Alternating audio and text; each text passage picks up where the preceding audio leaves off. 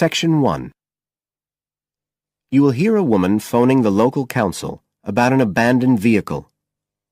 First, you have some time to look at questions 1 to 6 on page 128.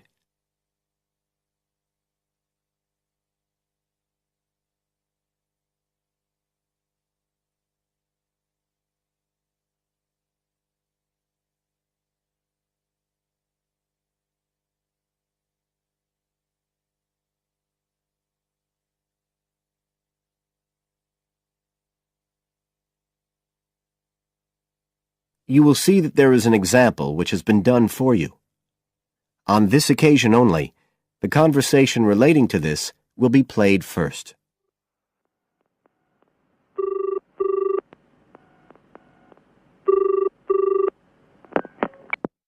Environmental Health Department, Paul speaking. Oh, hello. I wanted to report a vehicle that's been left parked near where I live. I think it's been abandoned.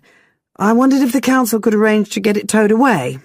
Have I got through to the right department? Yes, you have. If I could just take a few details. Your name, please? Mrs. Shefford. Thank you.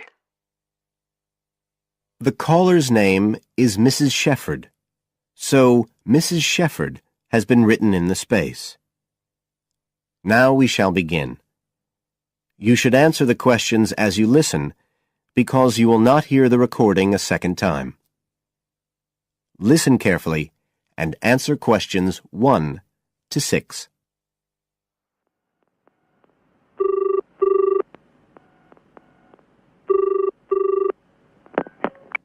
Environmental Health Department, Paul speaking. Oh, hello. I wanted to report a vehicle that's been left parked near where I live. I think it's been abandoned. I wondered if the council could arrange to get it towed away. Have I got through to the right department? Yes, you have. If I could just take a few details.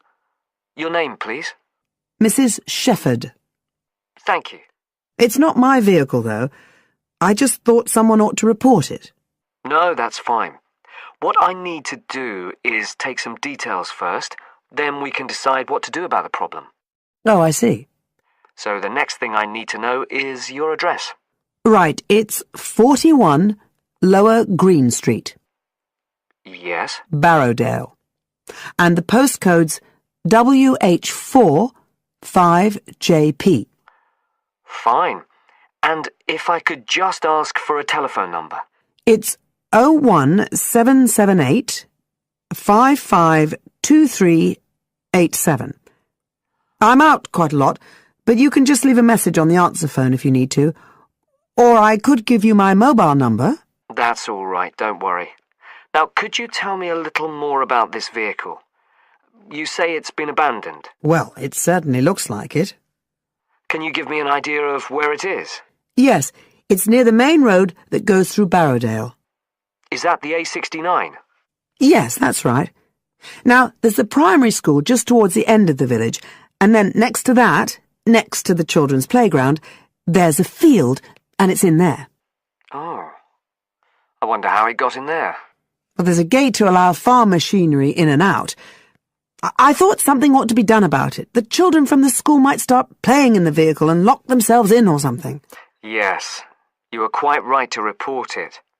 And what type of vehicle are we talking about here? It's a van, actually. You know, the sort with just a couple of little windows at the back. Right. You don't happen to know the make and model, do you? Oh, yes. I went and had a look and got all the details. I thought you might need them. I'm surprised the school hasn't contacted you about it. Anyway, I wrote the details down. Right. It's a Catala, and the model's a Flyer 2000. Is that Flyer? That's right. Very good. And the colour? Well, it's not all that easy to see because it's absolutely filthy. And actually, it looks as if it's had a paint job at some stage. It's blue, but you can just see white underneath where it's been scratched.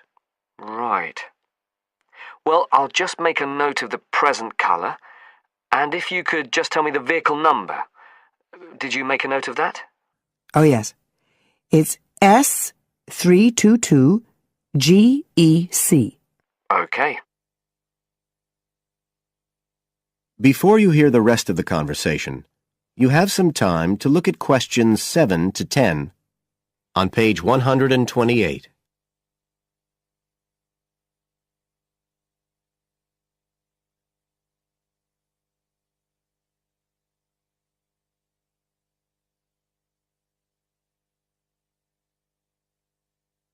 Now listen and answer questions 7 to 10. And it sounds as if the general condition of the vehicle isn't too good, from what you say. No, it's pretty poor. It wouldn't be drivable. It's got a flat tire and there's a crack in the windscreen. I reckon someone just wanted to get rid of it. That's usually the way. It's been there for nearly a week. No, it must be 8 days. I remember it was a Sunday morning when I noticed it. It wasn't there the day before. I walk past it most days on the way to the shops. I'd have thought the school would have reported it.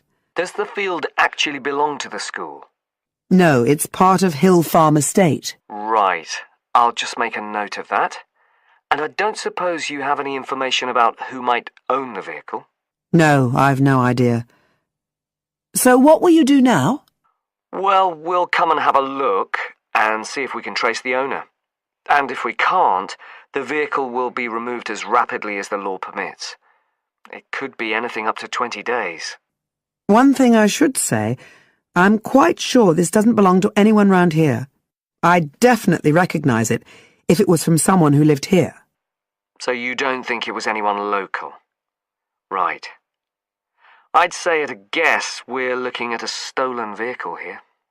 I did wonder if it might have been. You hear such a lot about car thieves nowadays. Well, we certainly will be looking into that possibility. Anyway, thank you for contacting us, Mrs. Shefford, and we'll keep you informed of what happens.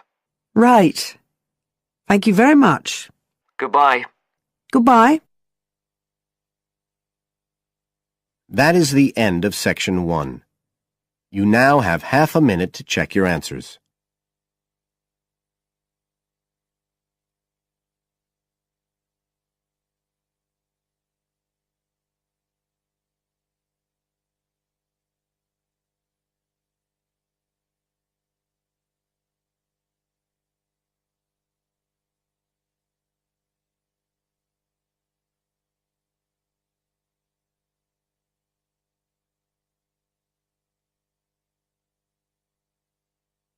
Now turn to section 2 on page 129.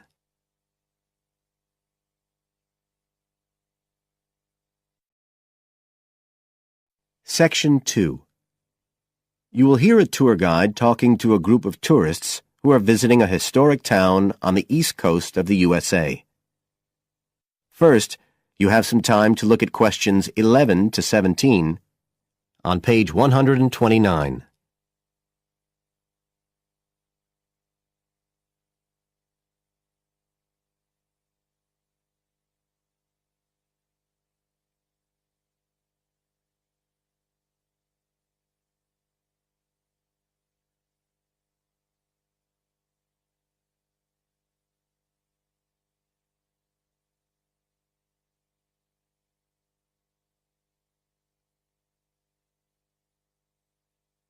Now listen carefully and answer questions 11 to 17.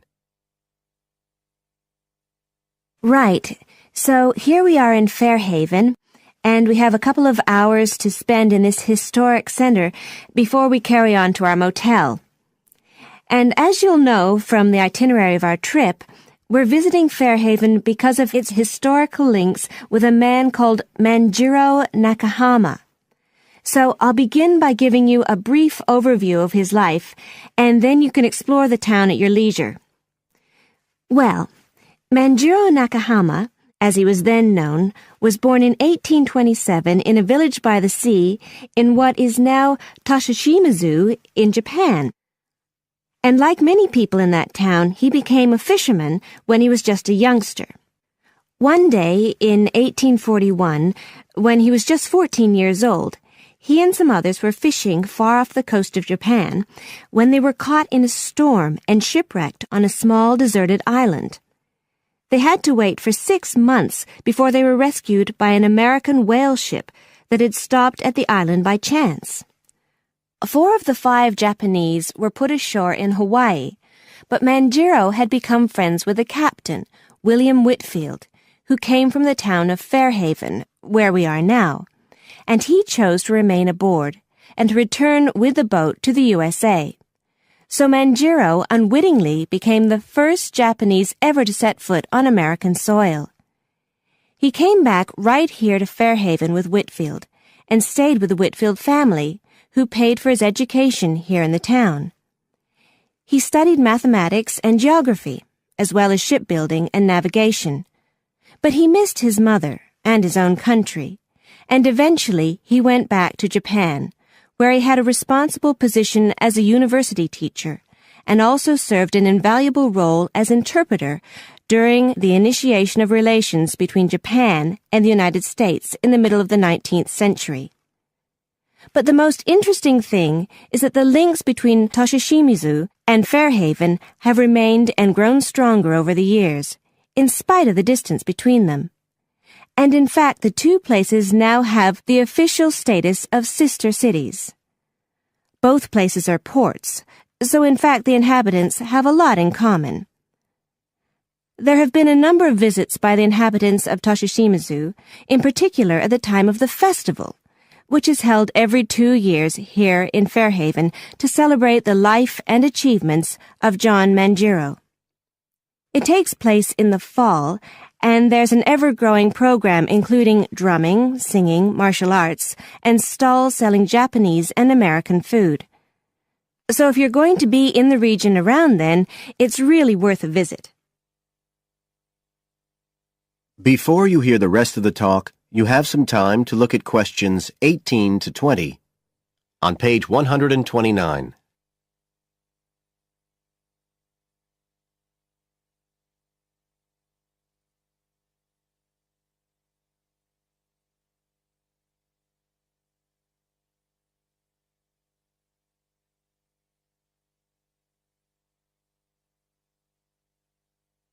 Now listen and answer questions 18 to 20.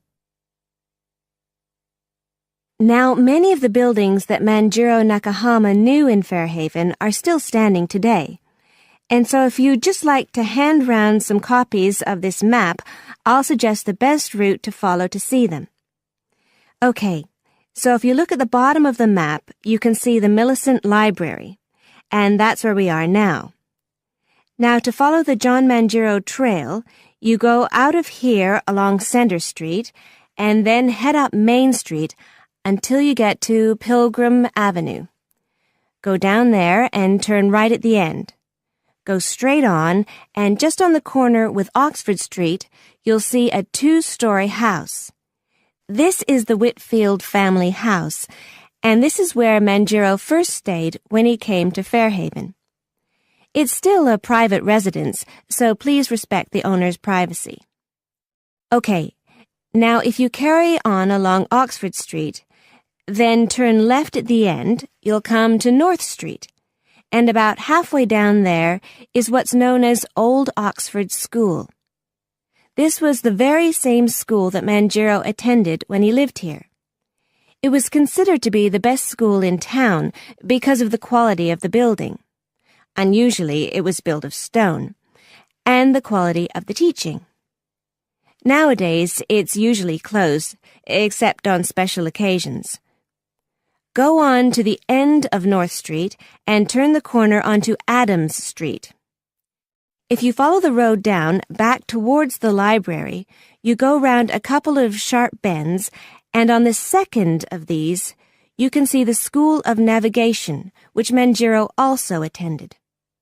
And if you follow the road on, you'll soon find yourself back here at the library. And I'd suggest you spend some time looking around that too, if you have any time left. Right. Now, does anyone have any questions? That is the end of section 2. You now have half a minute to check your answers.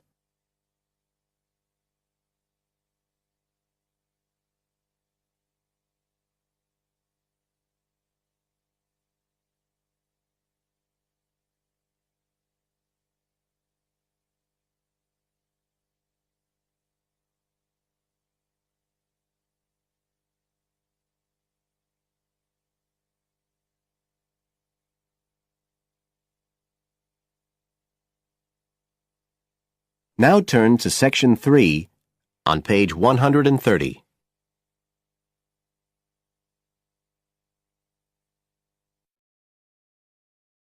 Section 3. You will hear part of an interview between Dr. Hilsden, a member of staff on a fashion design course, and a student, Julia, who is applying to do the course. First, you have some time to look at questions 21 to 23 on page 130.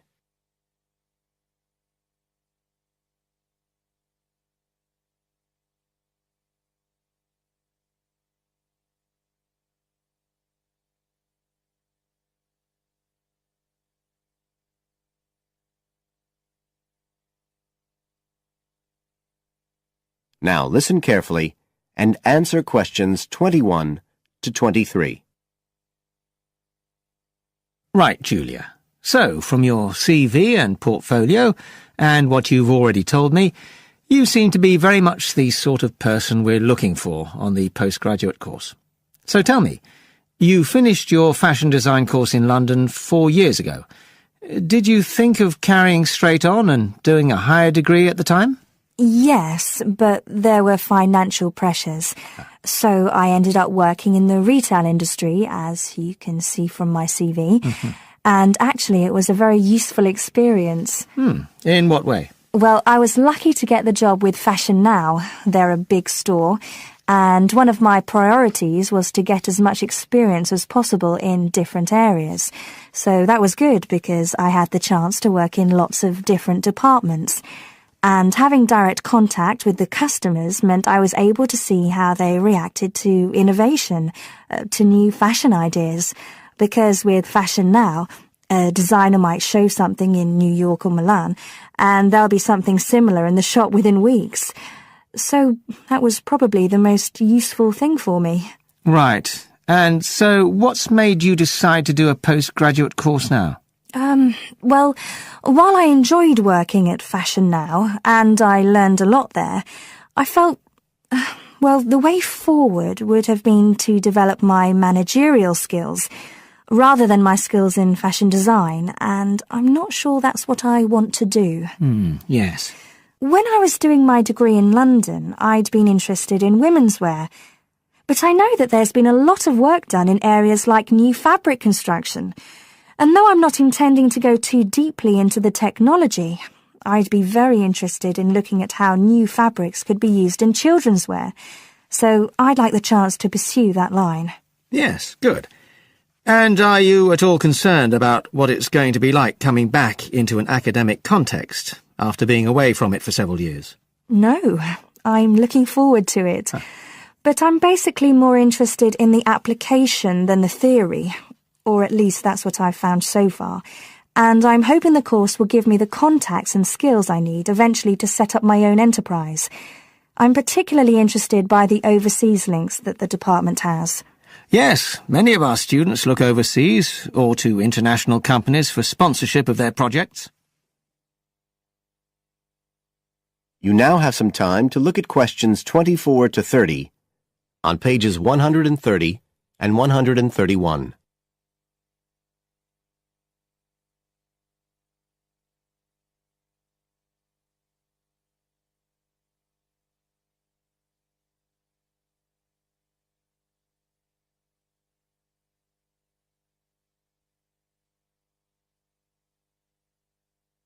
Now listen and answer questions 24 to 30. And the facilities here look excellent. I just went to look at the library. It's really impressive. There's so much room compared with the one at my old university. Yes, most students find it's a good place to study. And there are link-ups to other universities, of course, and all the usual electronic sources. The staff run an information skills programme, which we recommend all postgraduates do in the first week or two. Design students find these special collections particularly useful. Yes. Then we have a separate computer centre, which has its own academic coordinator, Tim Spender. He's got a background in art design, and the ethos of the centre is that it's a studio for innovation and creativity, rather than a computer laboratory. Oh, right. I liked the study spaces where students can sit and discuss work together. Very useful for joint projects. We always had to do that sort of thing in the cafeteria when I was an undergraduate. And I read in the brochure that there's a separate resource for photography. Yes, it's called Photomedia. It's not just for photography, but things like digital imaging and new media. It's a resource for all our students, not just fashion design. And we encourage students to work there, producing work that crosses disciplinary boundaries. It's well used. In fact, it's doubled in size since it was set up 3 years ago. And we also have an offshoot from that, which is called time-based media. This is for students who want to develop their ideas in the area of the moving image or sound. That's in a new building that was specially built for it just last year. But there are plans to expand it, as the present facilities are overstretched already. Right. Now, is there anything you'd like to ask about the course itself? I know it's a combination of taught modules and a specialist project, but how does assessment fit in? Well, as you'd expect on a course of this nature, it's an ongoing process. The degree course has 4 stages, and there are what we call progress reviews at the end of each of the first 3. Then the final assessment is based on your project. You have to produce a report, which is a critical reflection on your work. And is there some sort of fashion show? There's an exhibition. The projects aren't all focused on clothes as such. Some are more experimental, so that seems more appropriate. We ask representatives of fashion companies along, and it's usually well attended. Right. And another thing I wanted to ask. That is the end of section 3. You now have half a minute to check your answers.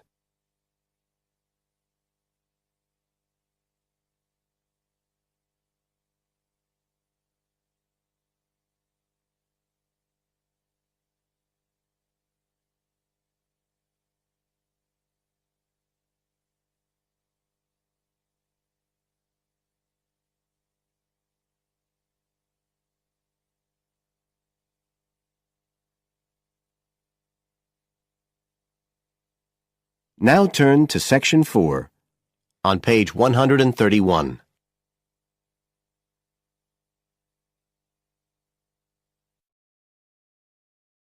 Section 4. You will hear a lecturer talking about the importance of laughter. First, you have some time to look at questions 31 to 40, on page 131.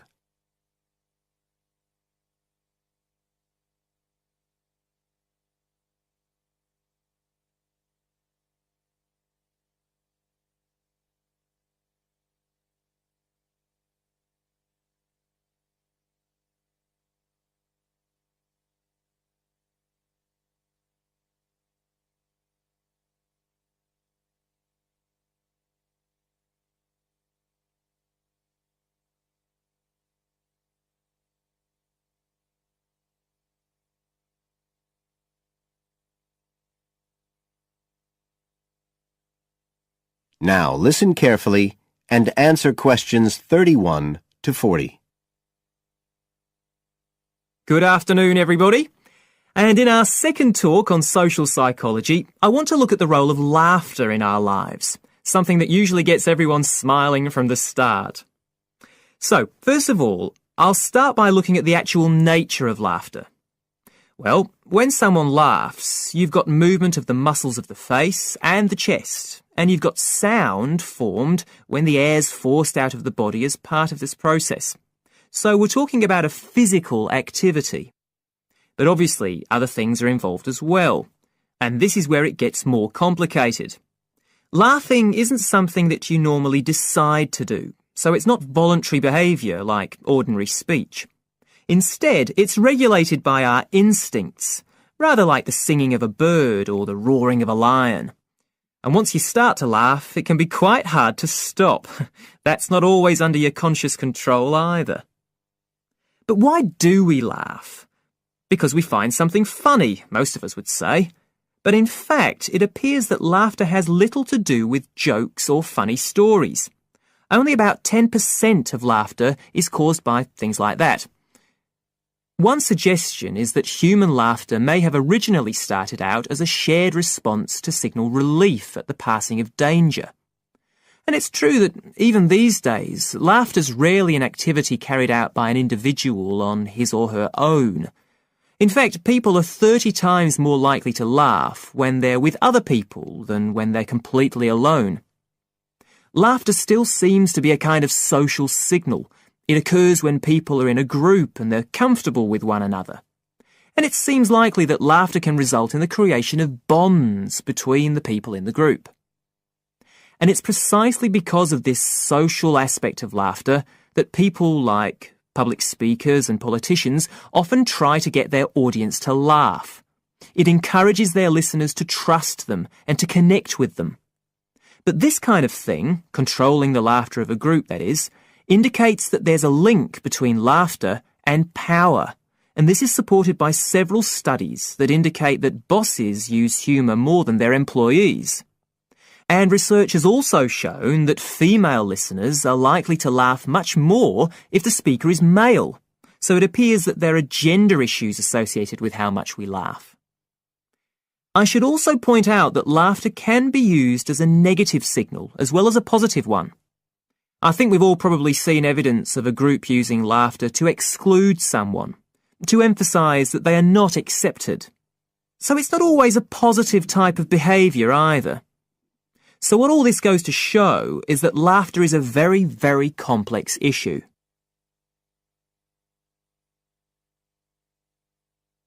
It does appear, however, that laughter has definite benefits. If we look first at the psychological aspects, we know that people often tend to store negative emotions such as anger, sadness and fear, rather than expressing them. And it seems that laughter provides a harmless way for the release of these emotions. But there are also clear physical effects that have been monitored too. For example, laughter is good aerobic exercise. It speeds up heart rate and respiration and raises blood pressure. One researcher suggests that 100 laughs a day is the equivalent of 10 minutes jogging. Laughter also helps prevent the stress that so many people suffer from today, which results from the faster pace of life and all that goes with it. It does this by reducing the levels of hormones in the blood which are caused by stress. And in addition, it is known to increase the levels of chemicals that protect the body from infection or pain, and so it helps to boost the immune system. One interesting study showed that people who had had surgical operations asked for fewer painkillers if they'd been viewing comic films. In fact, research has even shown that the quality of dreams can be positively affected by laughter. A good laugh 10 minutes before going to sleep can prevent you from having bad dreams and give a much more pleasant and restorative night's sleep. So there's now little argument that finding things funny and enjoying a good laugh is extremely beneficial to us all. What we need to consider now are the ways in which laughter can be used as a treatment for people who... That is the end of section 4. You now have half a minute to check your answers.